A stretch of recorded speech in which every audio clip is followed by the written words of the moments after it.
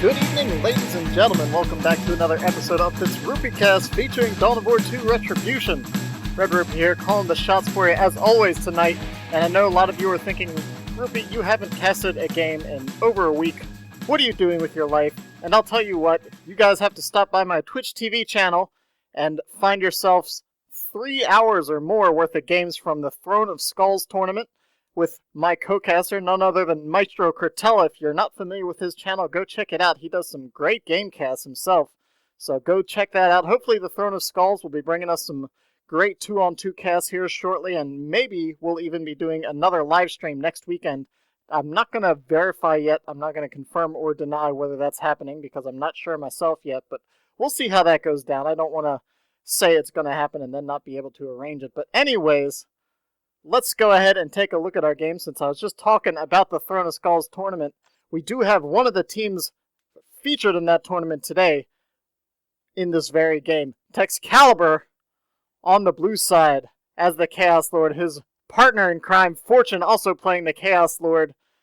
And then on the red team, we have the famous Indrid, DoW2 caster extraordinaire, playing the Hive Tyrant for the Tyranids. And then BigBootyWhiteGirls as the Commando Knob for the Orc Army. I guess we'll just go ahead and refer to him as Biggs for this game.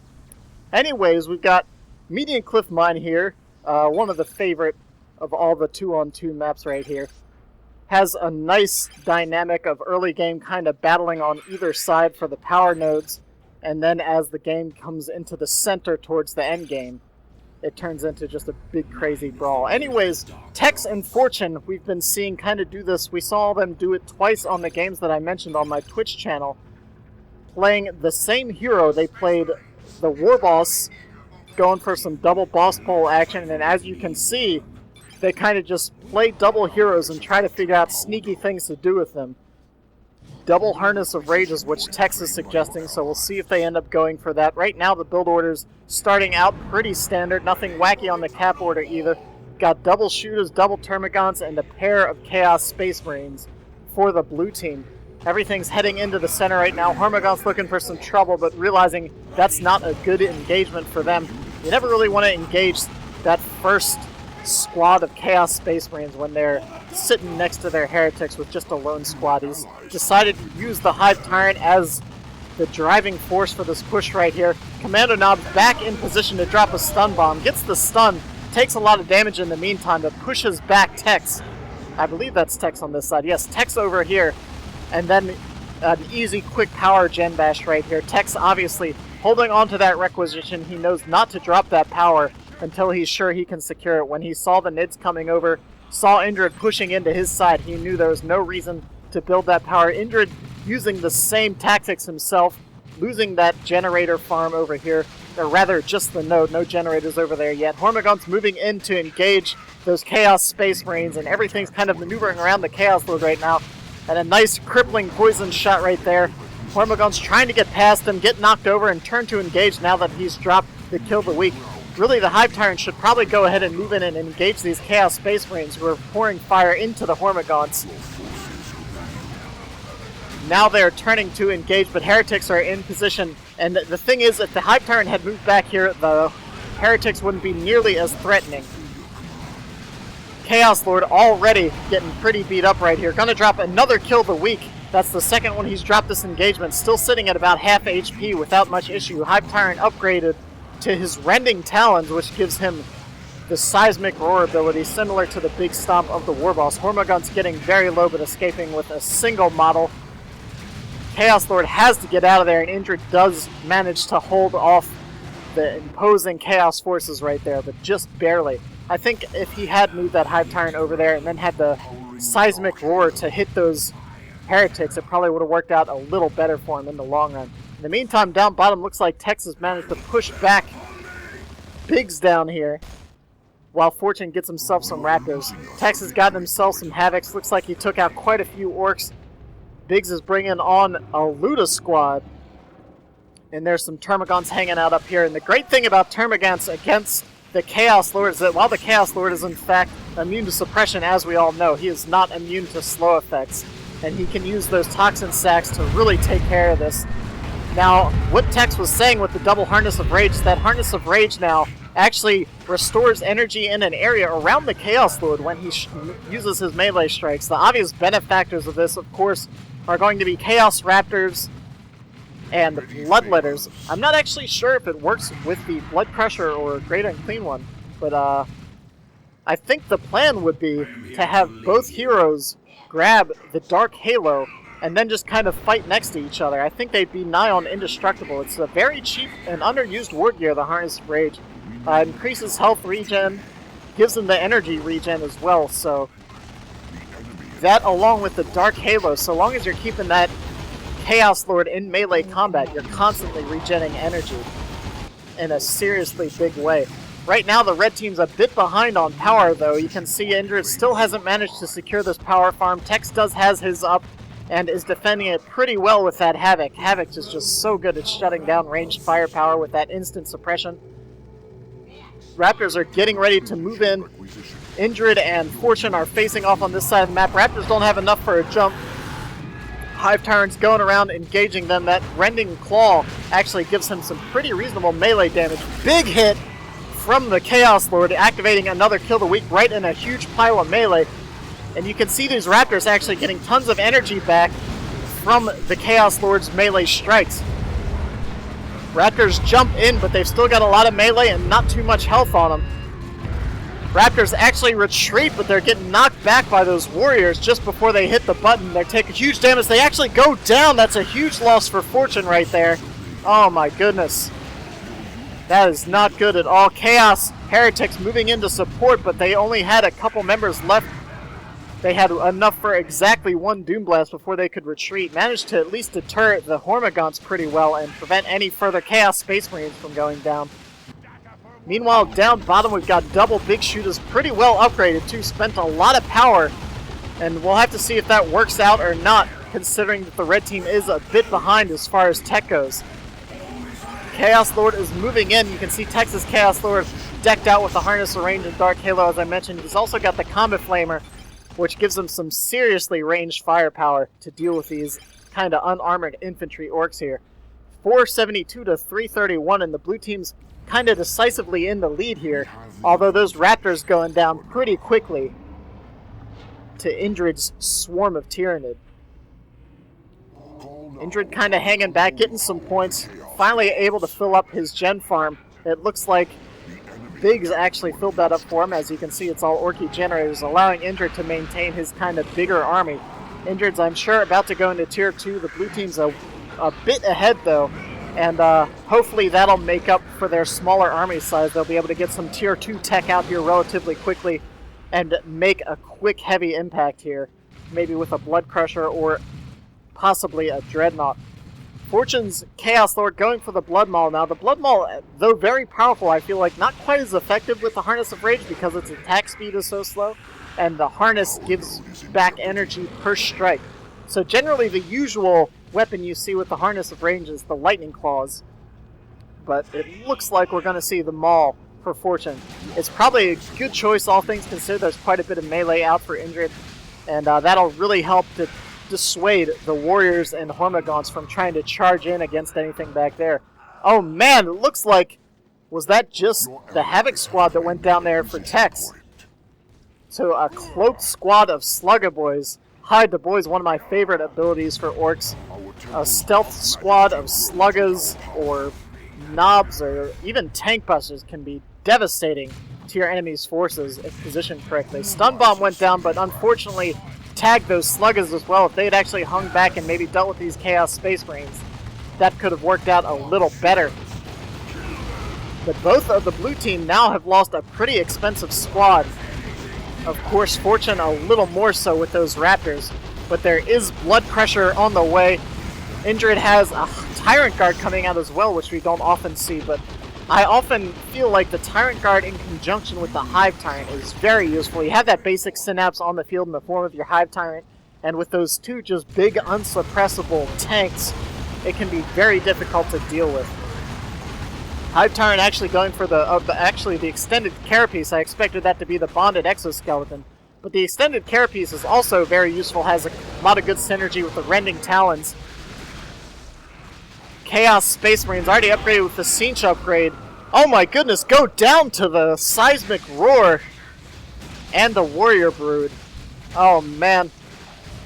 Fortune is just kinda not playing too well, making some bad calls right there. Fortune claiming a little bit of path block from the Seismic Roar there. Perhaps ruined the escape attempt of his Chaos Space Marines. They had just recently been upgraded with Cinch. They had the There Is Only War upgrade as well, so that was a very expensive squad for him to lose. In addition to the Raptors, he might have a hard time coming back. There is, however, 2 Blood Crushers on the field, and we know that with Chaos, especially with Corn Worship, I feel, these things can be devastating. You can see this one's going toe-to-toe with the Death Dread right now, even though it's upgraded with Burn It in Bits. There's a Hive Tyrant and a Tyrant Guard moving in on the one up north that belongs to Fortune. These Demon Riders are nothing to joke around with. I'm not actually sure who will win this battle between the Tyrant Guard and the Blood Crusher. Of course, with the help of those Adrenal Gland Warrior Broods, it's going to be an easy win for the Tyranids side. Tyranids need to get on that Havoc before it gets set up, though. Hormagaunts got suppressed before they could make the leap in. And here comes the Chaos Lord ready to block all of that big melee with either a Kill the Weak or crushing whatever, Sweeping Doom, that's what it's called. There's so many abilities, and they all have such grandiose names, I get them confused. We have the advantage for now. Anyway, Ludas and Shoota Boys pushing back the Corn Marines of Texaneous. Corn Marines kind of an interesting choice. I guess the Orc is primarily ranged right now. But I feel like that's, if anything, a reason not to go Corn Marines if you don't have the support for it. So he's really going to need to use that Blood Crusher as kind of a line breaker, and then follow up with his Chaos Lord, and then finally the Corn Marines, I feel like, if he's intending to do too much with that melee squad. The VPs are pretty much even right now. Chaos Lord completely ignoring that Walker, not even concerned about it, knows that he can just continue to pour fire into those Shoota Boys. However, a quick special attack from the Death Dread knocks him on his back, pretty much eliminates all of his shield, and now Luda's pouring fire into him.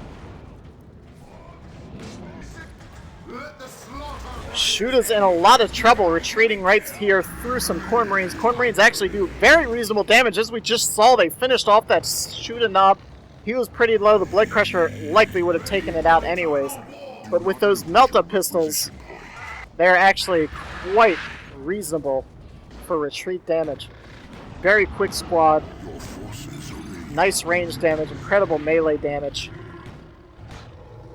And it looks like Indrid might be losing his power farm once again. We have some Bloodletters on the field. We haven't seen Bloodletters too much, but I feel like with the synergy of Harness of Rage, actually going to be a fairly good purchase. We might actually be able to check right here to see if this Blood Crusher's getting energy back per swing, and it looks like no, vehicles do not get the energy regen from that, so that's a good thing to note right there. Mark of Corn giving these Havocs an autocannon right now, and a Chaos Shrine of Corn going up as well, which will give some perpetual Bloodletter defense to the central VP. Those shrines can be such an excellent way to hold map, especially in these team games where generally you have to devote most of your army to a single fight. Tex has one of his favorites, a Cinch Chaos Dreadnought on the field, pouring missiles into that Death Dread. It's trying to retreat, but I don't think it's going to get out of there. Chaos Lord and Corn Marines making the rest of the Orc army retreat. There are some tank buses on the field, but I don't think they're going to get out there in time to stop that Death Dread from going down. It does in fact fall, and the Blood Crusher is heading back into the center to support its ally. Bloodletter's taken heavy losses right here. Finally managed to phase out and get out of the range of all those Termagants. 2 full squads of Termagants leveling up a little bit, so starting to do some real range damage. And along with the Hive Tyrant and Tyrant Guard, there's not too much they can do on their own. However, those two need to really turn around and deal with this shrine before any more Bloodletters get out here. But it looks like the Bloodletters and one of the Chaos Lords manages to deter both of those squads without much issue. These two Chaos Lords just constantly out on the field with that Dark Halo and the energy regen their armors are offering. They've just been tanking an absurd amount of damage throughout this game already. It would be an interesting idea to actually track how much fire these two Chaos Lords have taken throughout the match. Tyrant Guard falling back once again. The Tyrant Guard and Blood Crusher have been dueling pretty nicely on this side, both kind of beating each other up and then falling back, both players hanging onto those crucial vehicles at this point in the game. Indrid, however, is ahead in tech, has a Carnifex well on the way. His partner Biggs heading into Tier 3, Fortune Tier 3 as well, and with quite a bit of resource. Might see some Terminators here shortly from Fortune. He's a little bit far off from the red, so we'll have to see if any big engagements go down here shortly to kind of bump that number up and get it going here. The blue team's still with a solid VP lead, and now at this point kind of bringing their armies back onto the field as well. Some Noise Marines on the far side of the map there, and a lot of anti-vehicle coming in from the Orc player in the middle. Unfortunately, those Ludas and Tank Busters up a bit too much. A rush from the Blood Crusher is all it took to force a mass retreat, and they take out the Ludas as well. So that's one less squad for those vehicles to worry about. Carnifex getting upgraded with the Venom Cannon, which I don't see often, but is such an excellent choice for the situation. A lot of folks want to get that Thorn back, but sometimes that's just not what you need. That Venom Cannon can really put a hurt on the current composition of Tex and Fortune. If they can eliminate a few of these vehicles, that'll really just be the crux of their army. And I think the red team will really be able to push in here and take back the map despite being down by about 150 DPs right now. A nice biomass shot there from the Venom Cannon, and it looks like it's going to be able to take out that Blood Crusher as well. One of them goes down, but the second's moving in along with the support of the Siege Dreadnought. Blood Crusher engaging it in melee, so it can't use that powerful Venom Cannon long range against the Dread. Some worship going off, making sure that Blood Crusher gets out of there before too many volleys of the Venom Cannon get activated. But there are Blood Letters and a Chaos Lord behind the Adrenal Gland Warriors and that Carnifex. They're trying for the kill on the Blood Crusher, but it looks like it's actually going to get out of there. Carnifex has to be very careful right now. There's a lot of melee going on right here. Siege Dread in a lot of trouble too. Deciding to keep the Carnifex in there, and it was worth it because the Siege Dread goes down. Now all they need to do is take out that Corn Shrine and get those two Tyranid Walkers out of there, and the red team will have a decisive victory here in the center. Warrior Brood manages to narrowly escape death with 20 HP from those teleporting Bloodletters. Those Bloodletters very effective at dealing damage on melee damage on retreat now with their teleport strike that they have just by default now in the Elite mod.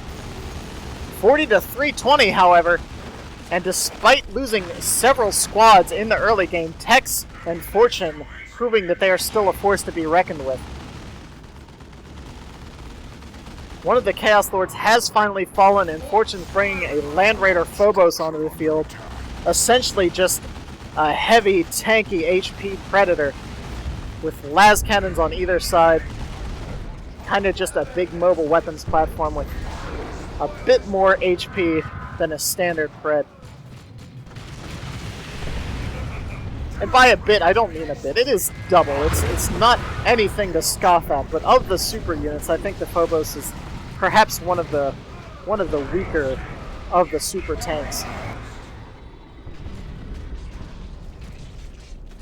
I'm kind of surprised to see that this Corn Shrine is still up. There goes a Tyranniform right in the middle of the Chaos Forces. Everything looks like it's retreating. Horn Havocs get knocked around.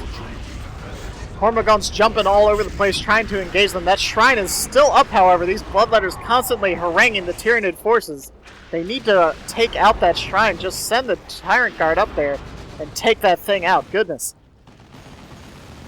You can see Tex has just gone ahead and captured this entire side of the map. Has the natural power farm even in front of Big's base. Big's commando knob set with the Mega Boom Kit and the rocket launcher. I'm not even sure what the Mega Boom Kit does. I think it increases all of his explosive abilities, effectiveness, but I'm not sure exactly what all that entails. Another nice biomass shot there, knocking over the Corn Marines, starting off the engagement for those warrior broods, but the Chaos Lord's knocking them all over the place, and the Phobos is moving into killing position right here, charging forward into the central battle zone.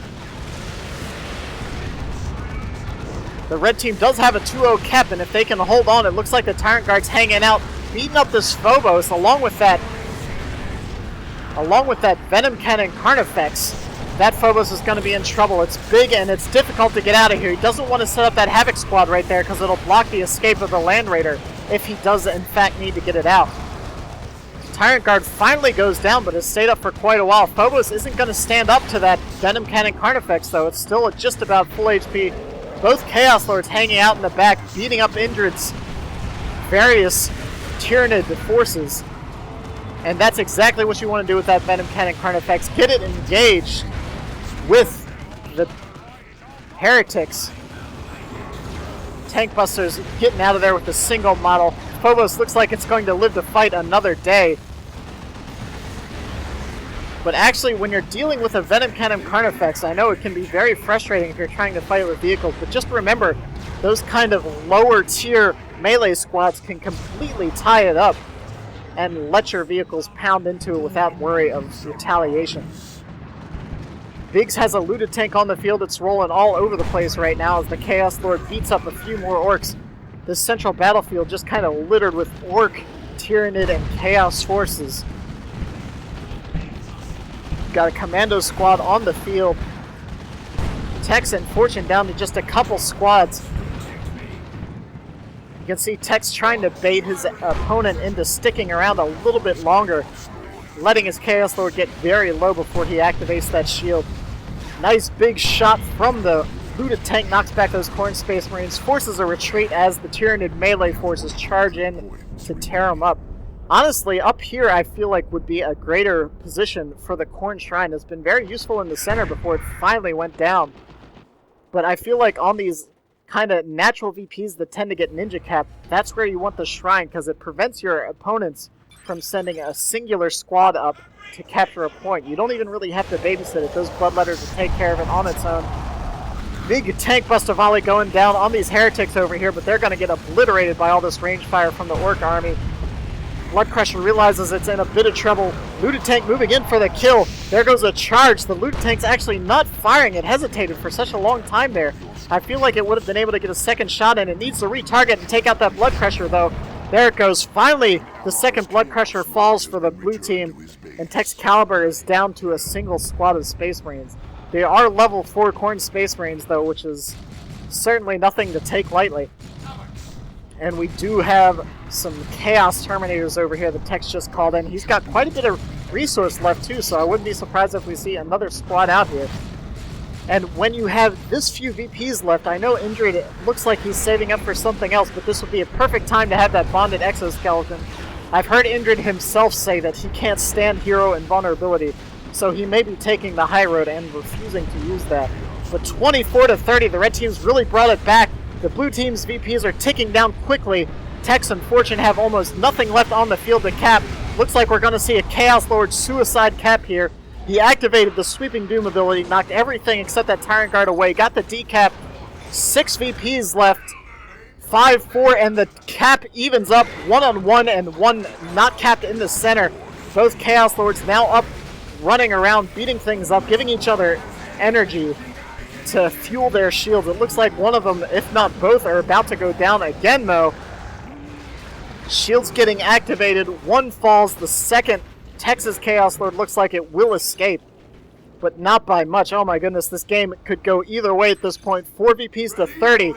Blue team's decapping all over the place, trying to get this last few VPs to tick down.